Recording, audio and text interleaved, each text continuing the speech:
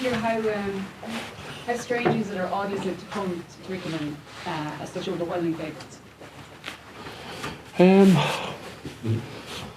It's not something that we really buy into, you know. I know you're probably sick of hearing it from me, but you know, it's a test match tomorrow. You know, Ireland versus England. You know, it's about who plays better tomorrow. It's not about anything else. It's not about previous form or where you stand. It's about who plays better tomorrow, and you know, that's something that we've always been focused on. Is our performance, and you know we know if we play well tomorrow, we'll be in with a shout. But if we don't fire, you know, this English team has incredible quality, and you know, can beat anyone on their day. You know, it's not long ago they were competing in you know, the last two games of the World Cup. So you know, we know we're in for a huge test tomorrow here in Twickenham, as always. How would you describe sort of the confidence and belief in the group, though, seeing, you know, from your performances, the wins, and just even the system in Ireland seems to be the envy of so many other nations at the moment? Yeah, look, we've worked hard on it, and we've worked hard on it for a long time, and 100% it gives you confidence. You know, results, performances. You know, you get confidence from it. We have a bit of momentum, but as I said, you know, it comes down to backing up performance after performance, and the best teams do that consistently, and you know, we've a chance to be, you know, consistent tomorrow. Thanks, Stephen. Peter, wins for Ireland this Twickenham used to be rare, but now they're a more regular occurrence. Is there still the same fear factor about coming to Twickenham as perhaps there was in days gone by?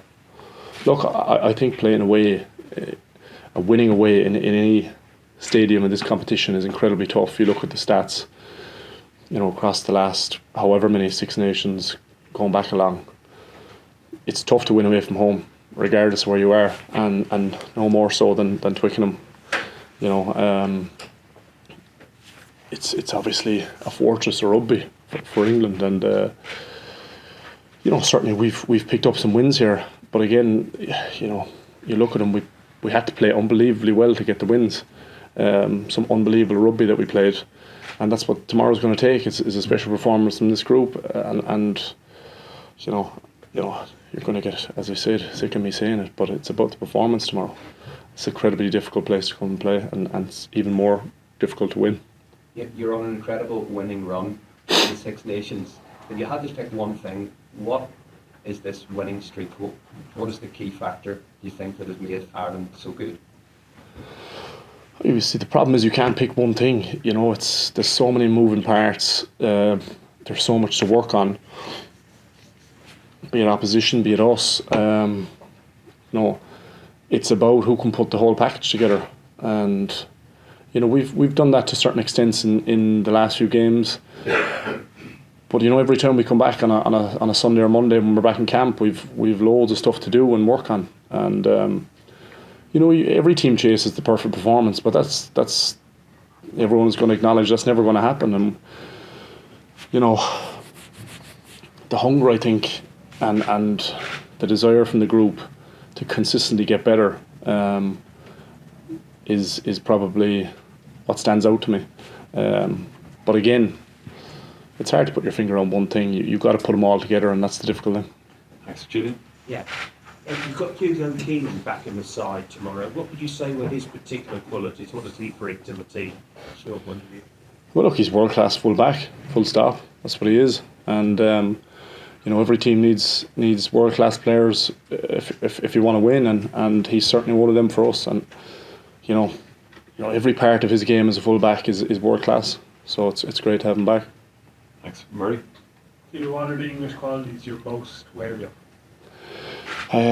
Look, I think their tenacity in their set piece, their ability to disrupt set piece is through the roof. I think their ability with regard to disrupt breakdown, you know, the quality of poachers they have, counter ruckers, you know, their power game is really, really strong. You know, their forward stuff around the corner, and I think their backs have a great balance of knowing when to play when it's on, and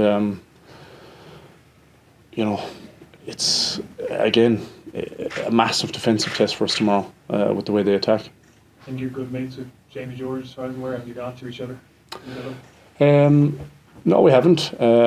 Certainly very good friends with him, but no, it's a business week. You know what I mean, and he's in the same boat. So, yeah, that's it. Thanks. Off the ball, and then You mentioned the team, Peter, striving for greatness and trying to get better week after week. On a personal level, what are you looking to improve with yourself week on week, especially in the relatively new role as captain?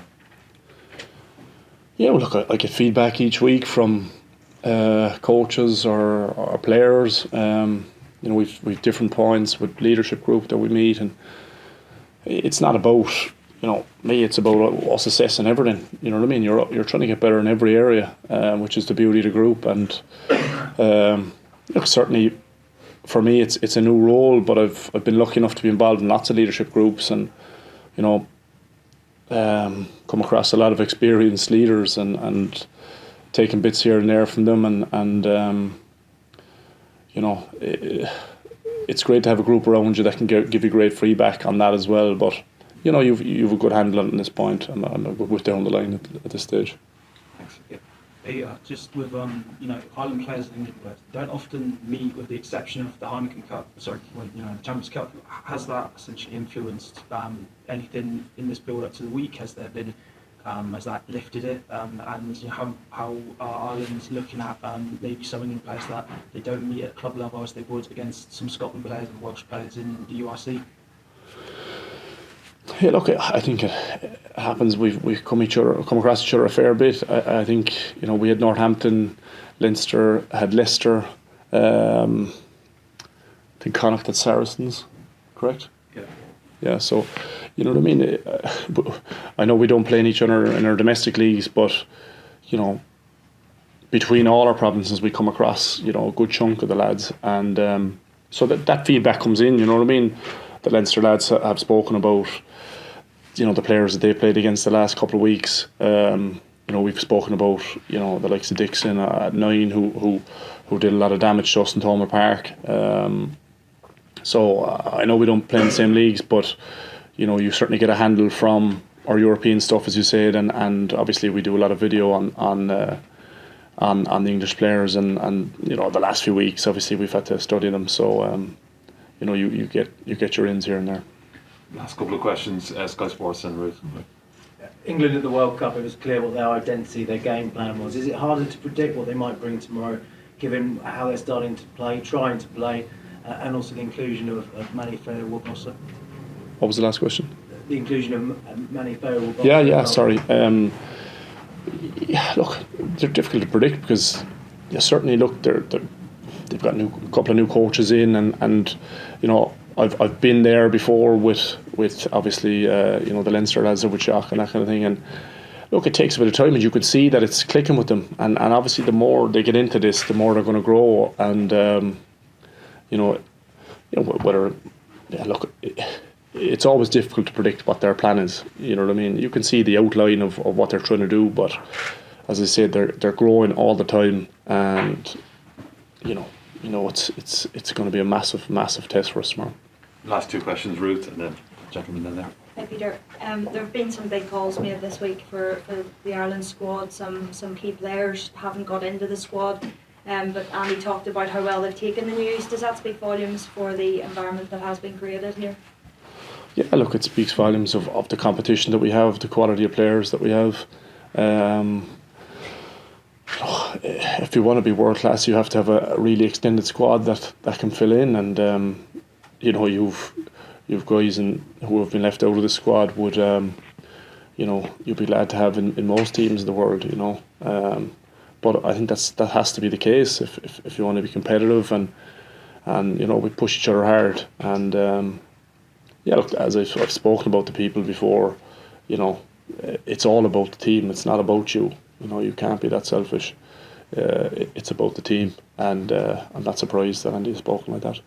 Next, last question here in this section. In terms of the standards that you guys have been setting and what we've been enjoying watching on TV and so on, Do you think this is the best Irish team you've ever been part of? Look, I've been lucky to play with lots of good players and teams. If you were to, you know, if I was have to nail the colours, I'd have to say yes. You know what I mean? It's hard to compare because rugby has moved on and the game is different. But in a short answer, I think it is. You know, I think the quality of player. You know, it's a really, really healthy, good, thought-provoking, enjoyable environment. But obviously, the quality of obviously performance and results speaks for itself. But as I said, you know, hard to compare, but yeah, it's certainly up there anyway.